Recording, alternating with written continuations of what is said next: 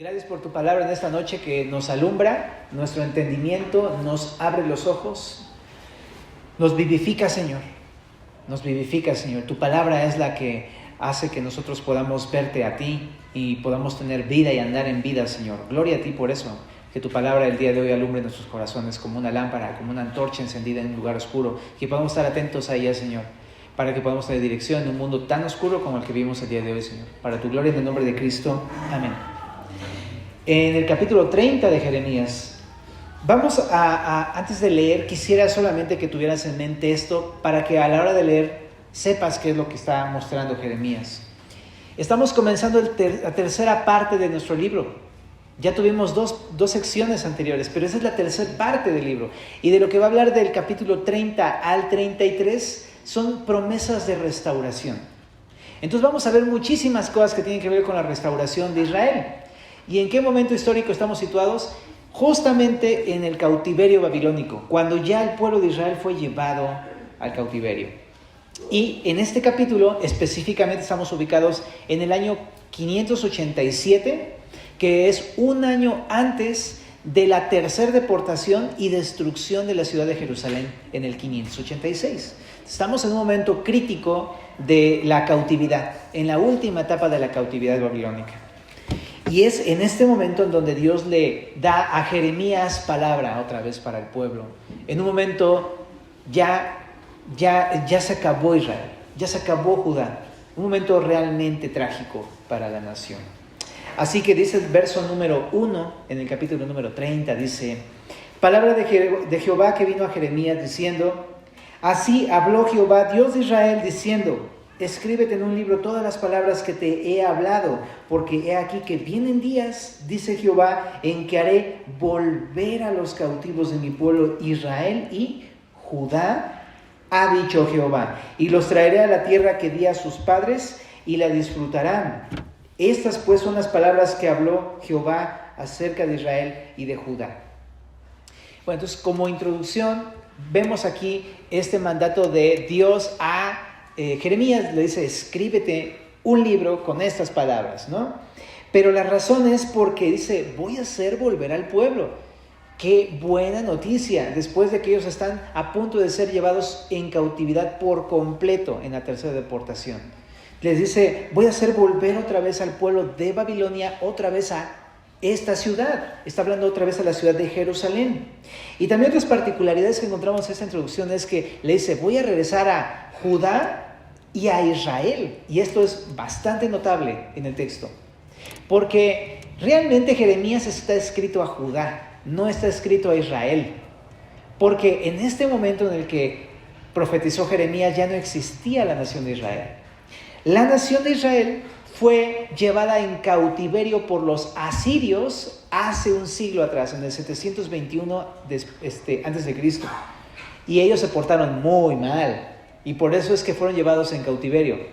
Entonces no existían. Pero los únicos que existían eran los del reino del sur, que es el reino de Judá. Pero ellos precisamente son los que están a punto de ser destruidos por los babilonios, llevados en cautiverio. Pero les dice Dios: voy a traer de vuelta a Judá y también a los cautivos de Israel. Eso es bastante notable, porque se va a traer a restaurar su nación completa, Judá y a Israel. Y entonces les dice: estas son las palabras acerca de Israel y de Judá. Verso 5. Porque así ha dicho Jehová: hemos oído voz de temblor, de espanto y no de paz. Inquirid ahora y mirad si el varón da a luz, porque he visto que todo hombre tenía las manos sobre sus lomos como mujer que está de parto, y se han vuelto pálidos todos los rostros. Ah, cuán grande es aquel día, tanto que no hay otro semejante a él. Tiempo de angustia para Jacob, pero de ella será librado. En aquel día, dice Jehová de los ejércitos, yo quebraré su yugo de tu cuello y romperé tus coyundas, y extranjeros no lo volverán más a poner en servidumbre, sino que servirán a Jehová su Dios y a David su rey, a quien yo les levantaré. Entonces aquí hay algo bien interesante lo que está diciendo Jeremías primeramente, porque empieza con un par de versículos bien oscuros, ¿no? Porque lo que le dice es: hey, se oyen a lo lejos voces de espanto, gritos de espanto. Dice, ¿cómo es posible? Hasta los hombres están gritando de terror. Es más, dice, se han vuelto pálidos. Son hombres que se están retorciendo de dolor como si fueran a tener un hijo, ¿no? Bueno, las mujeres que han tenido bebés, ¿no? Seguramente si has tenido un parto, sabes el tipo de dolor que causa el parto, ¿no? Pero aquí el punto es que está hablando de los hombres, hasta los más fuertes, igual van a desfallecer, van a tener dolor, van a ser quebrantados. Y dice, cuán grande es aquel día, tanto que no hay otro semejante a él. Entonces está muy interesante porque creo que a ti y a mí nos gustaría saber quiénes son estos hombres de los cuales habla en el verso número 5 y 6. Pero por el verso 7 que dice, tiempo de angustia para Jacob, pero de ella será librado Jacob. Entendemos que no está hablando del sufrimiento de su pueblo, sino que está hablando del sufrimiento de los babilonios. El pueblo de los babilonios va a ser castigado al final, en ese tiempo, ¿no? Entonces, tiene mucho sentido, ¿no? Porque estaban, pues, atormentando demasiado al pueblo de Judá, pero también Dios los va a atormentar a ellos más adelante. Ahora, hasta los más fuertes dice que van a palidecer por la justicia que va a hacer Jehová con estos babilonios. Y habla de un tiempo en el que va a suceder esto. Le llama aquí en el verso número 7 y también en el 8, y por ahí en el capítulo también se aparece esta frase, aquel día, ¿no? Y así lo dice, aquel día. No le pone fecha, pero ya antes tú y yo sabíamos cuántos años tienen que estar en Babilonia, ¿verdad? ¿Te acuerdas? 70 años. A partir de la primera deportación en el año 605 a.C. Estamos hablando que por ahí del 536 después de Cristo iba a terminar la cautividad babilónica. Entonces, en esa época, probablemente es a donde se refiere esta frase, en aquel día, ¿no? Porque habla del día en que Dios va a quebrar ese yugo de los babilonios y los va a hacer volver a casa. ¿Ok? Y dice que no va a ser un tiempo bonito. Y eso está padre por un lado, aunque no para los babilonios ni para los judíos, pero en cierto sentido sí, porque los está previniendo. No va a ser un tiempo fácil para ustedes, judíos o israelitas. Va a ser un tiempo de angustia, difícil, doloroso, pero serán librados. Ok, hay mucho que meditar en esto, ¿verdad? Mucho que meditar en esto. Y le llama a su pueblo Jacob. Me asombra esto, ¿no? Porque Jacob significa el engañador, el suplantador. Si te acuerdas de la serie de Génesis. Pero Jacob era ahora sí que de lo peor, ¿no? ¿Verdad? Engañó a su hermano. En una traducción le llama el impostor. Me gusta porque a mi hijo le gustan los Among Us, pero son impostores. Pero sí, era un impostor porque le robó a su hermano la primogenitura, la bendición, le robó todo, se pasó de lanza, ¿verdad? Pero me encanta porque este carácter es el mismo carácter que tenía el pueblo. Era el pueblo de Dios, pero su naturaleza es así, pecaminosa. Pero está muy loco que le diga a un pueblo cuya naturaleza es pecaminosa, hey, aunque eres pecador, te voy a hacer volver a esta tierra. Eso tiene mucho peso en el texto, ¿no?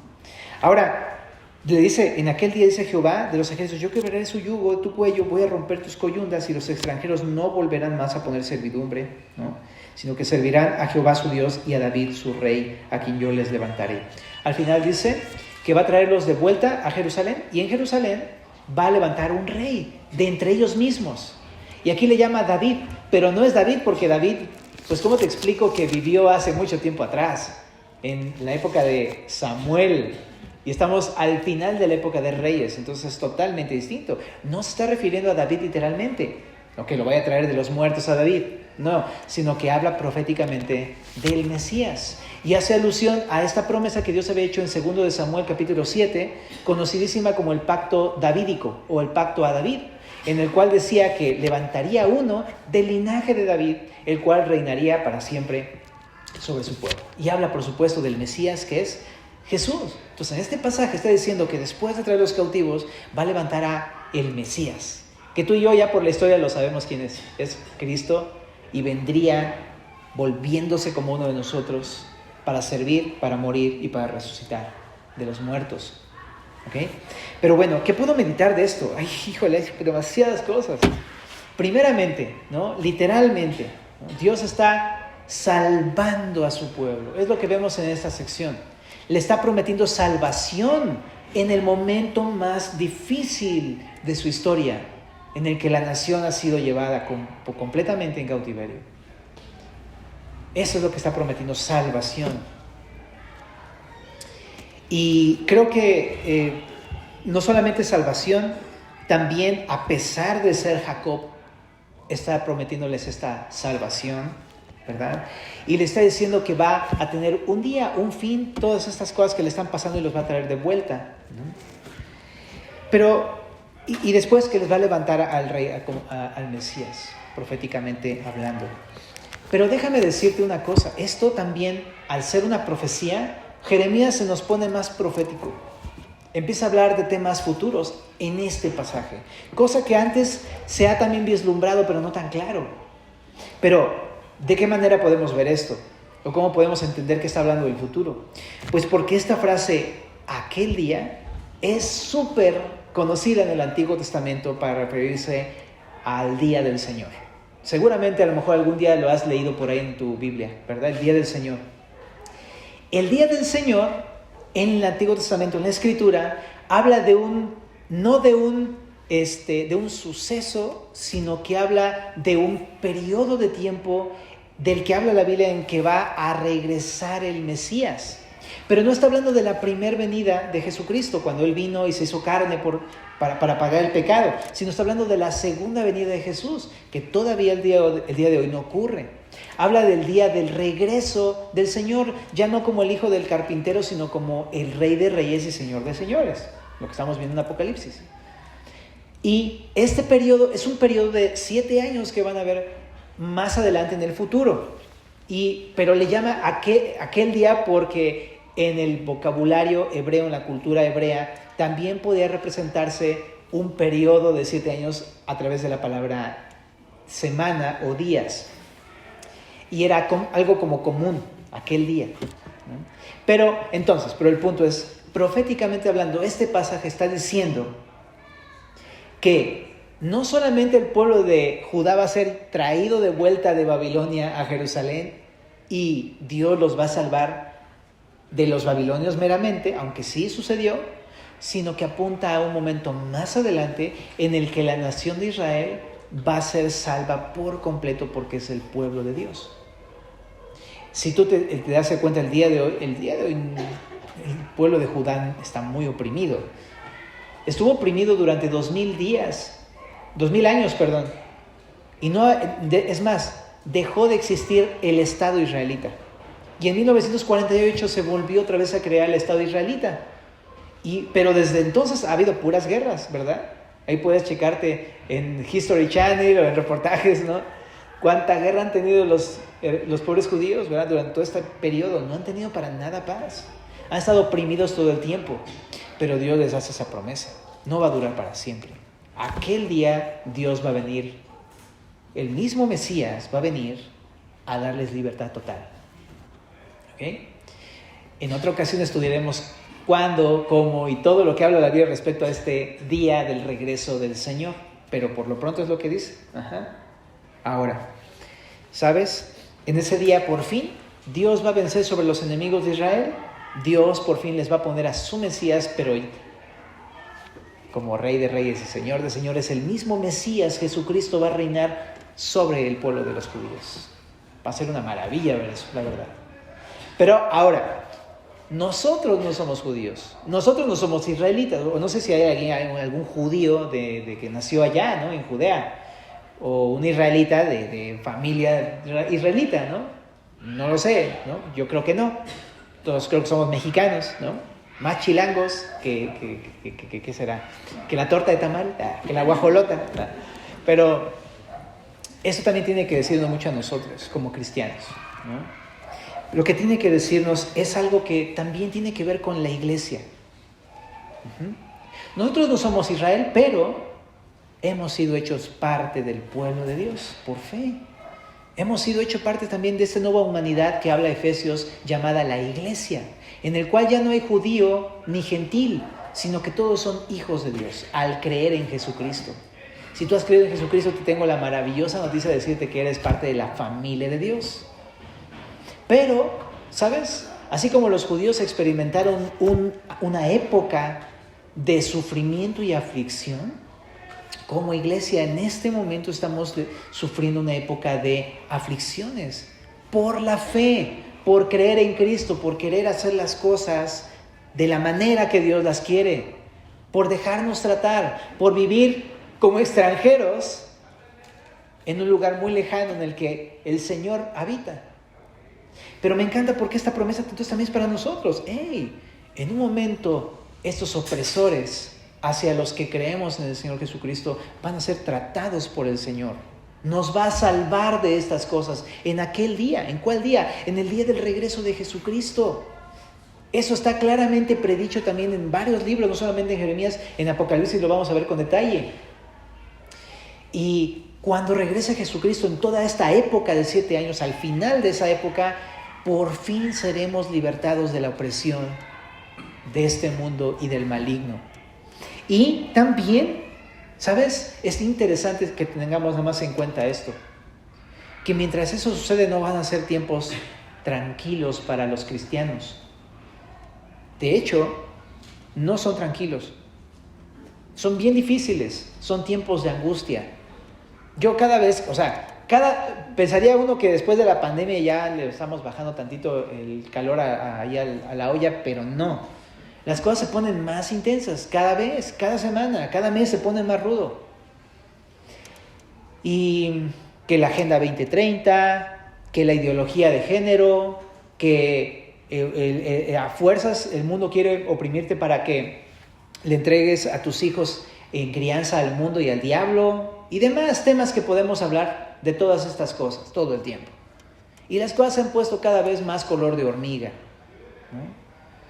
Pero me encanta porque dice, sí, está predicho, sábetelo, así es la cosa, así va a suceder, son tiempos de angustia, no van a ser tiempos fáciles. No pensaría uno que estar a favor de Dios y en contra del mundo fuera algo realmente sencillo, ¿no? Van a haber tiempos difíciles y lo sabe probablemente el día de hoy y dices, no, pues ya, nada más con la renta ya tengo para llorar, ¿no? Pero no solamente la renta, todo eso que te estamos diciendo, espiritualmente hablando, hay una batalla recia, dura. Pero el Señor ya nos ha anticipado, son tiempos de angustia. Pero me encanta porque dice, son tiempos de angustia para Jacob. De repente uno pensaría, pues yo no tengo que sufrir porque soy cristiano, soy hijo del rey, ¿no? Pero eres Jacob, bro. Soy Jacob. De que nos merecemos esto y más, la muerte eterna. No tenemos que olvidarnos de nuestro lugar, por supuesto, ¿no? Pero a pesar de que somos Jacob, me encanta que esta porción nos dice, hey, mi querido Jacob, eres mío. Me encanta, Dios. Eres pecador, pero yo te he amado y te voy a salvar. A pesar de que eres Jacob, a pesar de que eres un suplantador, un engañador, por haber creído en mí, haberte arrepentido de tus pecados, yo te voy a salvar. Ahora nada más déjame aclarar algo. Si tú has creído en Cristo, pero no estás arrepentido, estás en probablemente graves aprietos. Necesitas arrepentirte si tú quieres ver la manifestación de la salvación de Dios en tu vida. Porque un cristiano no es solamente el que ha depositado su fe, sino que también que ha dejado el pecado en su vida. Es la misma cosa, fe y arrepentimiento no pueden ir separados. Y una persona que ha estado arrepentida no es suficiente, necesita creer en Cristo para ser salvo. No hay otra forma. Pero es eso, necesitamos entender que somos Jacob, pero seremos librados si hemos creído en el Señor Jesucristo. y nos hemos arrepentido de nuestro pecado. Y sí, tal cual, toda la opresión del diablo que ejerce sobre el mundo un día será terminada por completo. Va a quitar su yugo sobre el mundo, ¿no? Y sobre la opresión que tiene sobre nosotros, lo va a quitar por fin un día. Y el Señor, el Dios del linaje de David, va a ser nuestro rey. Así es que tenemos esta profecía también para nosotros, porque va a ocurrir, ¿no? Así van a ser las cosas. Pero continuamos con otra cosa que habla al pueblo de Israel respecto a su restauración, ¿no?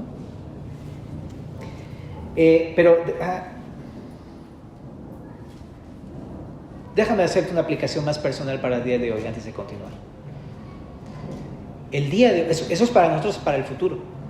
Pero el día de hoy, ¿qué onda? Me encanta porque el día de hoy también podemos disfrutar de la salvación del Señor. O sea, los que hemos creído en Cristo, hemos creído y sabemos que en el primer momento en que creímos en el pasado hemos sido salvos y ya somos salvos y la salvación no se pierde. Pero también podemos aplicarlo a la salvación del pecado o de la influencia del pecado o del poder del pecado el día de hoy en nuestra vida. Porque el día de hoy el mundo y Satanás y tu propia carne y mi propia carne nos impulsa a pecar todo el tiempo. Pero me encanta que también a través de textos como estos entendemos que a pesar de que somos Jacob, Dios nos salva. El día de hoy, o sea, no nos salvó y no nos salvará solamente, nos salva el día de hoy. Y eso está bien interesante. Y sí va a haber aflicción, hoy hay aflicción. Si quieres obedecer a Cristo va a haber aflicción, va a haber angustia, pero Dios te salva de cualquier tentación y de cualquier pecado. Pero ahora sí continuemos a la segunda parte del verso 10. Dice: tú pues, siervo mío, Jacob, no temas, dice Jehová, ni te atemorices, Israel, porque he aquí que yo soy el que te salvo de lejos, a ti y a tu descendencia de la tierra de cautividad. Y Jacob volverá y descansará y vivirá tranquilo, y no habrá quien le espante, porque yo estoy contigo para salvarte, dice Jehová, y destruiré a todas las naciones entre las cuales te esparcí, pero a ti no te destruiré. Déjame hacer una pausa aquí en esta parte. Primero, me encanta que Dios está restaurando a Israel y le promete primero salvación, pero en esta sección le infunde confianza. Y le dice, primero, tú. Qué hermoso, esa palabra tú está increíble porque es demasiado personal. Se le está diciendo a Jacob, a su pueblo, tú. Pero yo no sé si te suena que te dice a ti también, hey, tú. Si estás escuchando la voz de Dios, porque eso es lo que pasa, así habla el Señor. Pero al pertenecer al pueblo de Dios también nos habla bien personalmente, tú. Y, ¿sabes? Dice, tú pues, siervo mío, Jacob. Está muy interesante, ¿no? Porque su pueblo Israel son sus siervos.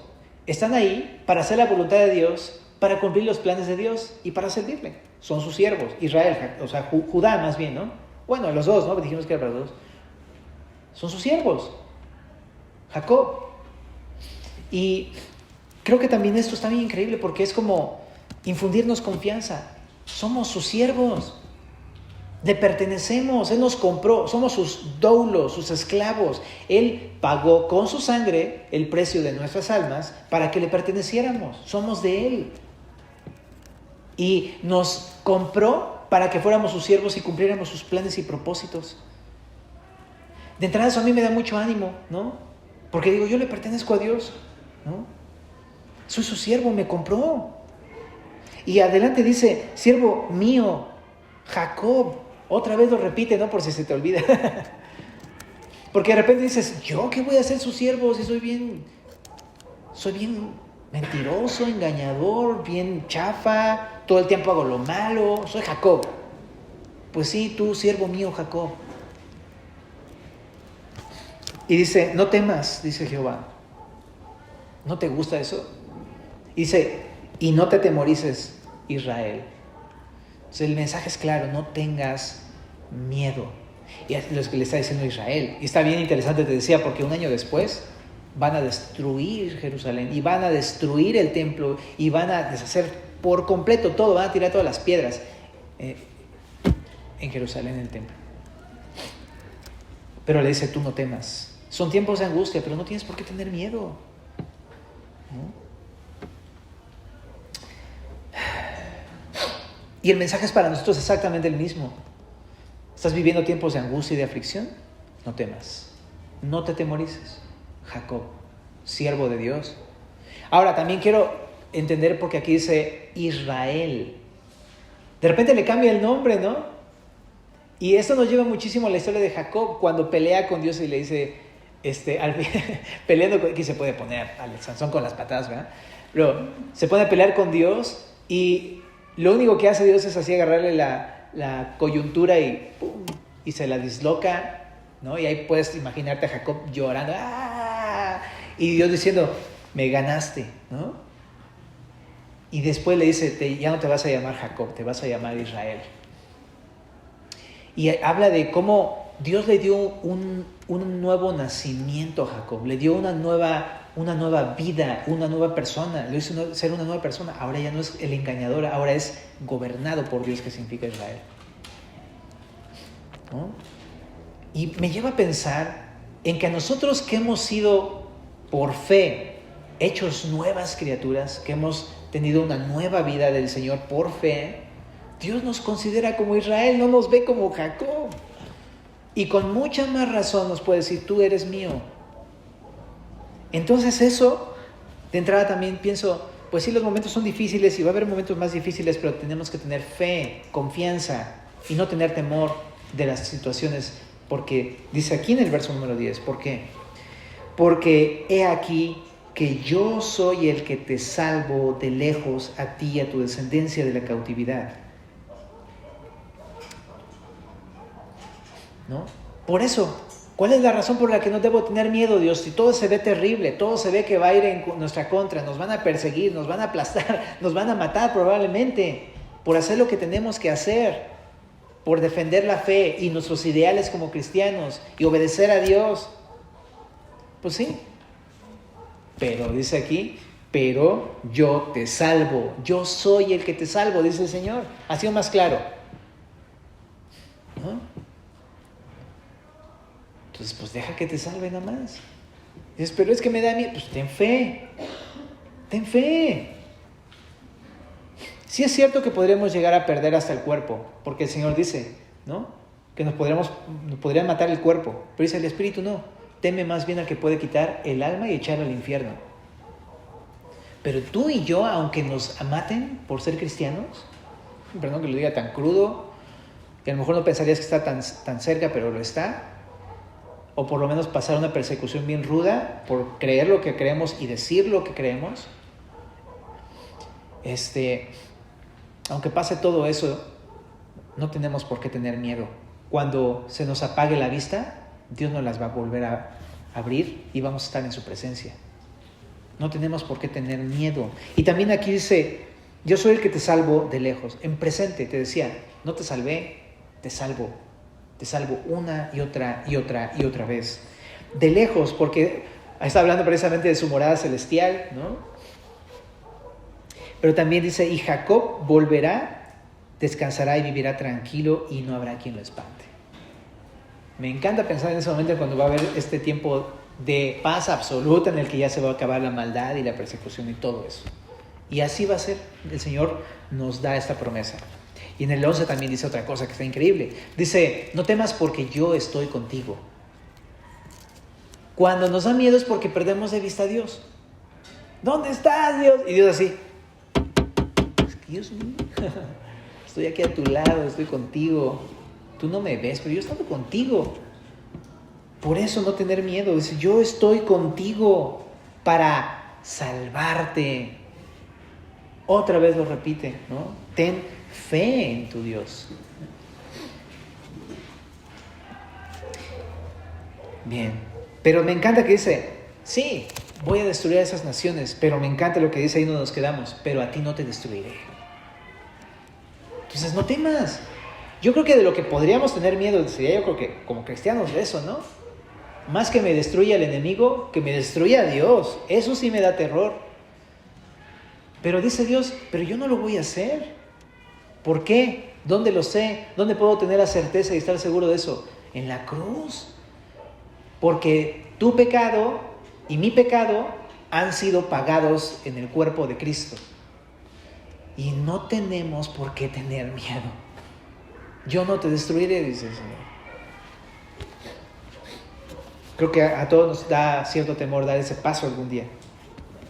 Me encanta que el Señor dice, yo no te voy a destruir, yo te voy a salvar. Y dice ahí en el 11, sino que te castigaré con justicia y de ninguna manera te dejaré sin castigo. Y dices, ¿y qué no que no te voy a destruir? ¿Por qué dice esto? Bueno, vamos a terminar de leer ahí en el verso 12. Porque así ha dicho Jehová, incurable es tu quebrantamiento y dolorosa tu llaga, y no hay quien juzgue tu causa para sanarte. No hay para ti medicamentos eficaces. Todos tus enamorados te olvidaron, no te buscan, porque como hiere un enemigo te herí con azote de adversario cruel a causa de la magnitud de tu maldad y de la multitud de tus pecados. Bueno, primeramente aquí de lo que habla es que da otro aspecto para la restauración. Primero vimos, Dios te salva. Número 2, no temas, ten confianza en Dios para ser restaurado.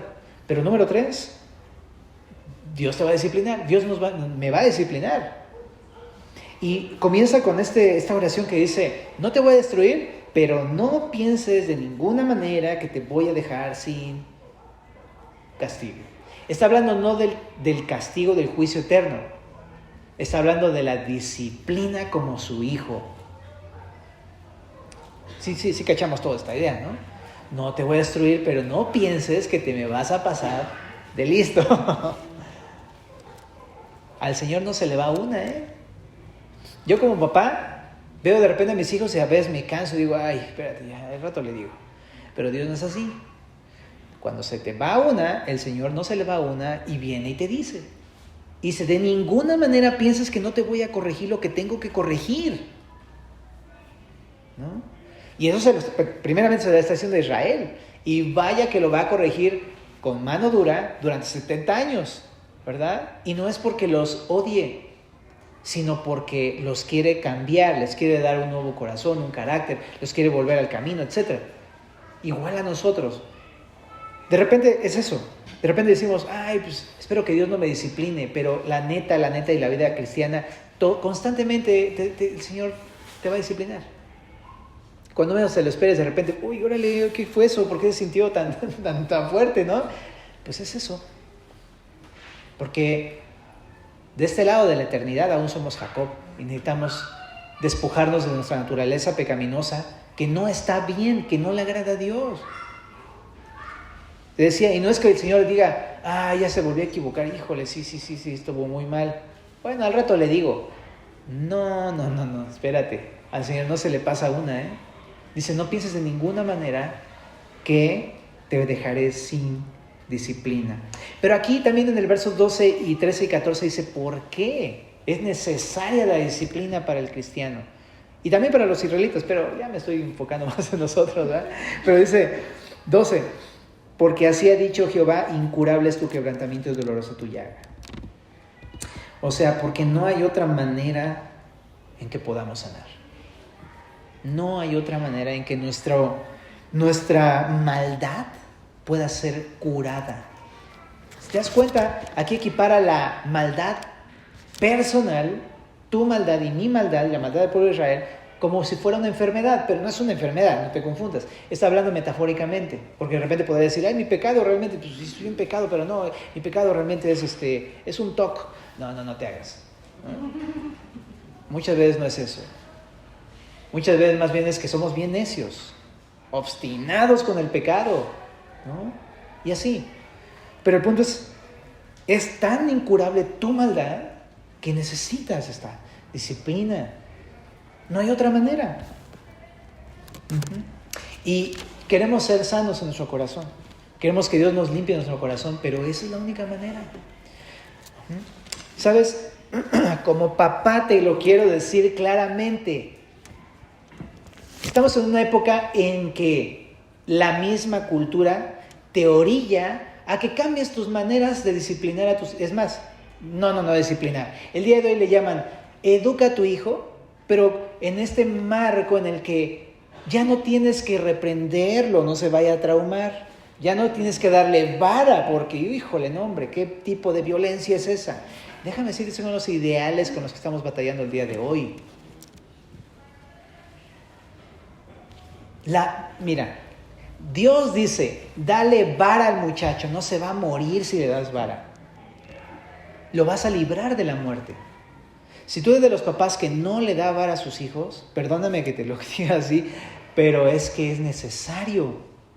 Si no confías en los métodos de Dios, si no confías en la palabra de Dios, ¿de qué otra manera podría ser curado el corazón de tu hijo? Y más adelante luego estamos cosechando diciendo, pero ¿por qué mi hijo es tan terrible? ¿Por qué no me hace caso? ¿Por qué hace lo que quiere? Pues porque nunca lo corregiste bíblicamente.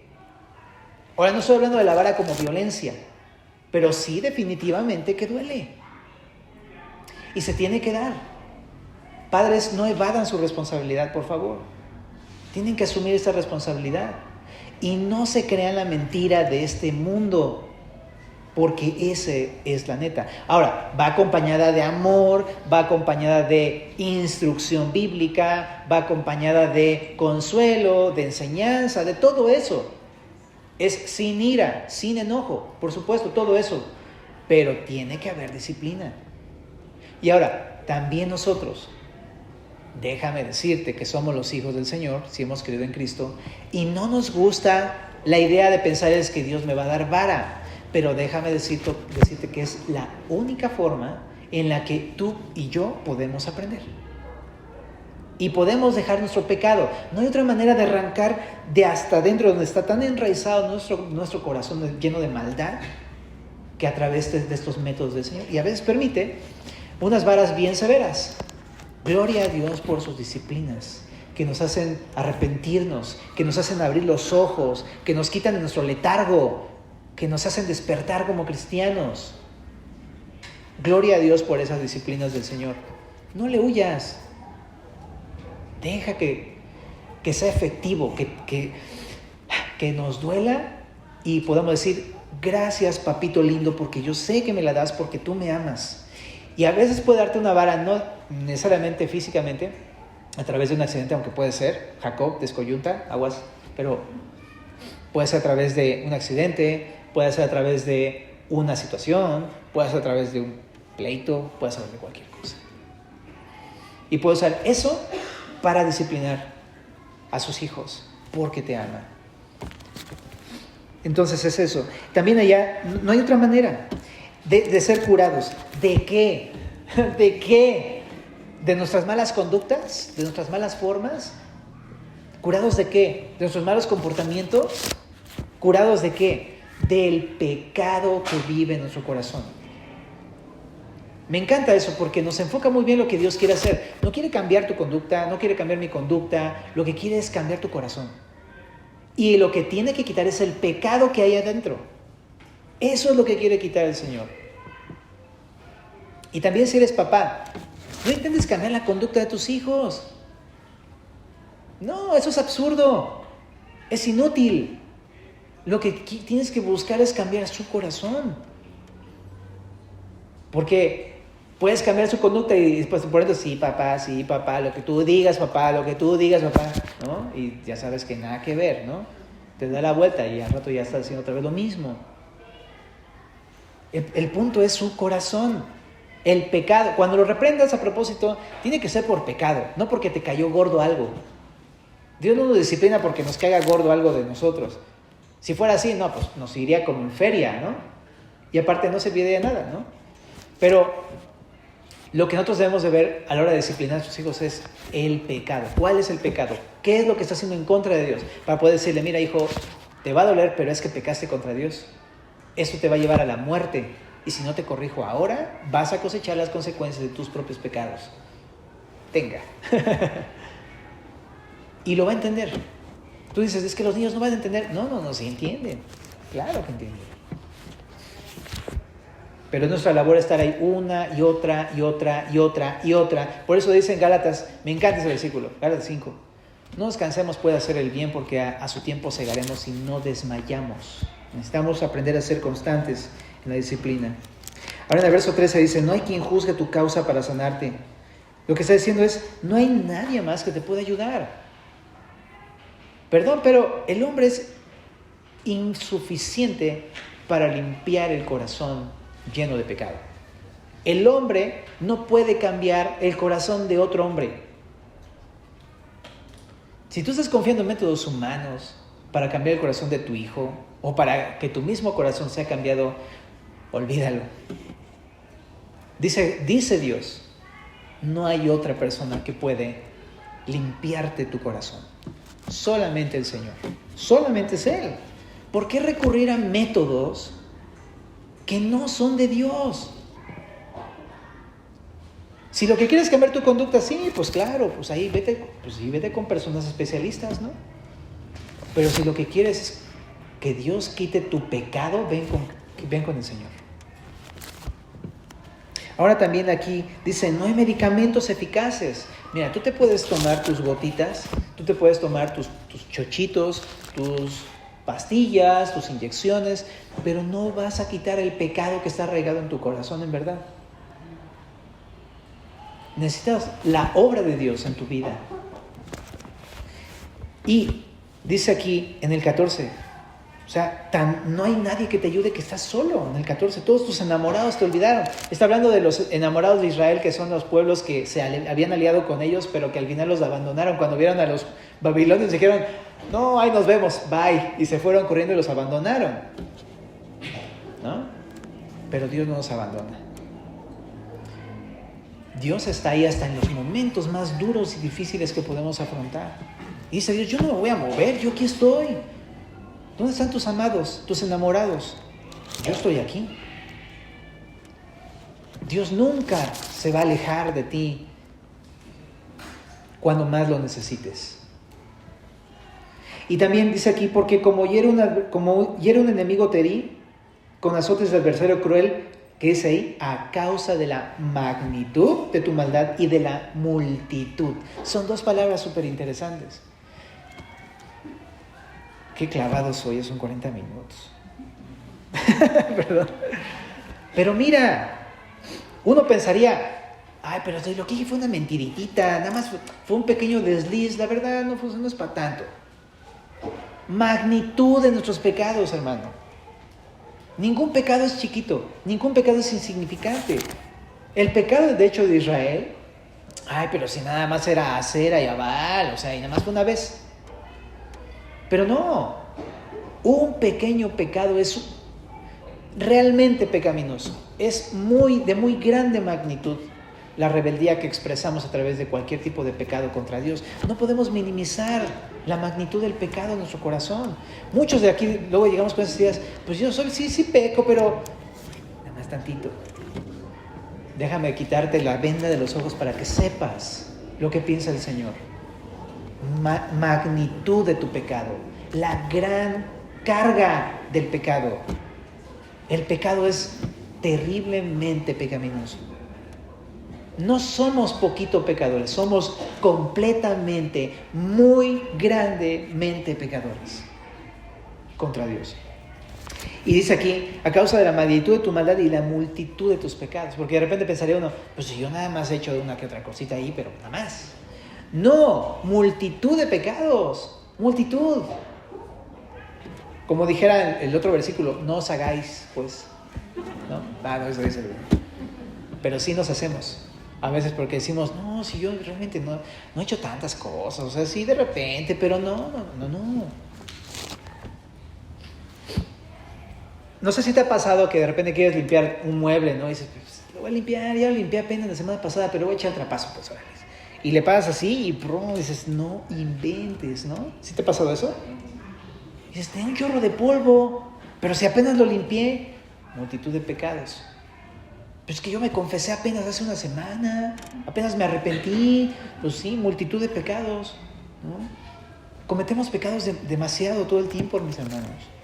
Entonces, si Dios nos disciplina, es porque realmente hemos sido muy pecadores y hemos hecho muchos pecados, ¿no? Y lo hacemos, por eso nos disciplina. Ahora el verso 15 dice, ¿por qué gritas a causa de tu quebrantamiento? Esta palabra quebrantamiento es distinta de la del verso 12, porque la del verso 12 significa maldad o pecado personal, pero en este versículo se refiere más bien a la disciplina, o sea, está diciendo, ¿por qué te quejas al ser disciplinado? Y le está diciendo al pueblo de Israel, a lo mejor ellos están en el camino a Babilonia así de, ¿por qué nos hiciste esto, Dios? ¿No? Si nosotros todo el tiempo estamos llevando becerros a tu altar, hemos estado abriendo la palabra y así somos con Dios. ¿Por qué me haces esto, Dios? ¿Por qué estoy pasando esto? ¿Por qué duele tanto? ¿Cuándo se va a acabar? No me siento bien. Ya, ¿no? Ya párale, ya bájale. No, pues así somos con el Señor. Nos quejamos de cuando nos disciplina, no nos gusta. Y estamos ahí quéjenos y quéjenos y quéjenos. En vez de que digamos honestamente, Dios, la verdad tienes razón. Soy Jacob.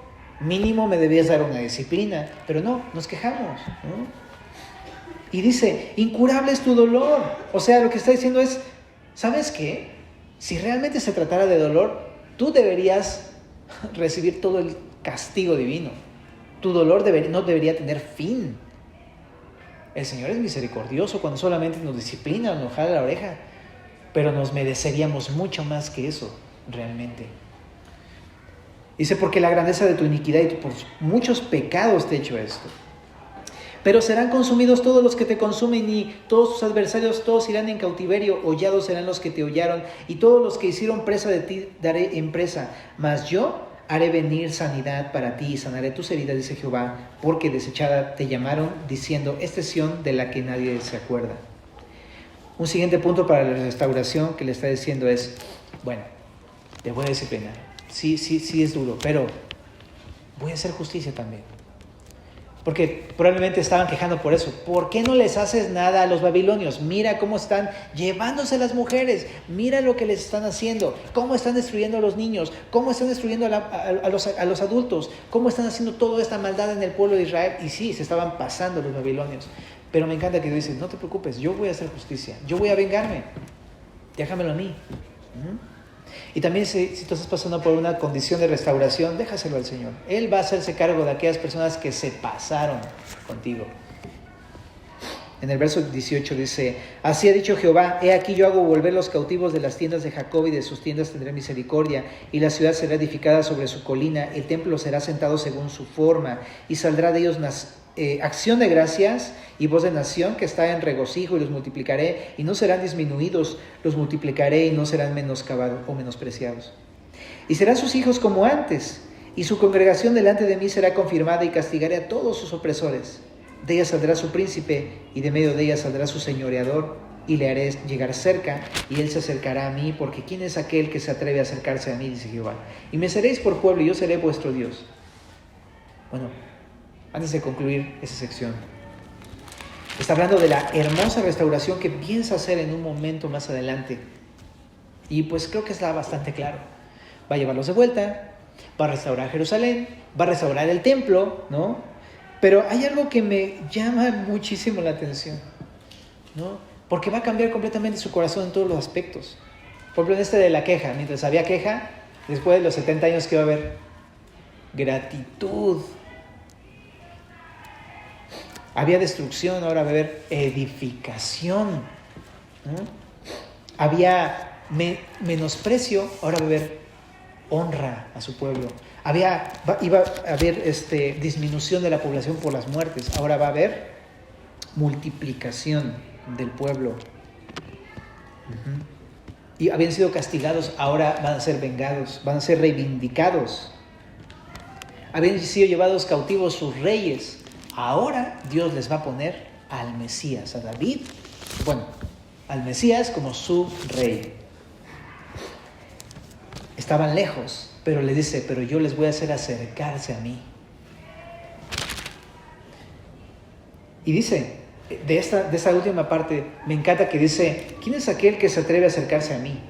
Una traducción lo dice, ¿quién se atrevería a acercarse sin ser invitado? O no a todos les permito acercarse. Lo que está diciendo es, por su pecado tuvieron que ser separados, pero después de ese tiempo les voy a dar el honor, el privilegio de que estén cerca de mí. Y al final dice, me serán por pueblo y yo seré su Dios. Qué maravilla, ¿no? De que estamos pasando por un pueblo de a lo mejor de un periodo de disciplina, pero al final el Señor va a hacer todo esto con nosotros, ¿no? Todo lo va a hacer el Señor. Entonces quiere que pongamos los ojos en eso. Apenas platiqué con un hermano y decía, pero es que ¿cuándo, Josué? O sea, ¿cuándo va a pasar todo eso? El día de hoy todo está destruido en mi vida, todo está mal, todo es dolor, todo es aflicción, todo es difícil. Va a pasar.